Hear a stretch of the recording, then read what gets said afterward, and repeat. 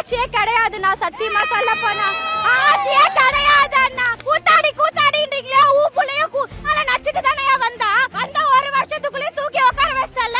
நாங்க உட்கார வைக்கிறோம் எங்க தளபதியா. எனக்கு ரொம்ப பெருமையும் கூட. ஏன்னா தளபதி டிவிகே கட்சியில இருந்து இந்த ஒரு பிரச்சனைக்கு இனிஷியேட்டிவ் எடுத்து இவ்ளோ பண்றது எந்த மனுஷனும் இந்த மாதிரி பண்ண மாட்டாரு. தளபதியால மட்டும்தான் இது முடியும். அதுவும் இல்லாம இன்னைக்கு நான் தளபதியை தூரத்துல இருந்தாவது பார்க்க மாட்டேனான்னு வந்தேன். இன்னைக்கு என்னோட சாமியை என்னோட தெய்வத்தை நான் தூரத்துல இருந்தாவது பார்த்துட்டேன். அந்த சந்தோஷத்தோட நான் திரும்பி போறேன். தளபதி இதை நீங்க கேட்டீங்க அப்படின்னா நான் முதலமைச்சர் நீங்க தான். நாங்க உங்களுக்கு வாக்கு கொடுக்கிறோம். என்றும் டிவிக்கே எதிலும் டிவிக்கே. நீங்க உங்களை முதலமைச்சர் ஆக்காம நாங்க ஓய மாட்டோம். புயலை நாங்க சூறாவளியா கூட மாற்றுவோம் சொல்லிட்டு உங்ககிட்ட இங்கே சொல்றோம். தளபதி லவ் யூ தளபதி. இவ்வளவு பெரிய போராட்டம் பண்ணீங்க. ஆனா டிஎம்கே சைடுல இருந்து சரியான ஒரு நீதி கிடைக்கும்னு நினைக்கிறீங்களா? அவங்க கிட்ட இருந்து நீதி கிடைக்கணும். அவங்க நீதி தரலனா அதுக்கப்புறம் அதுக்கு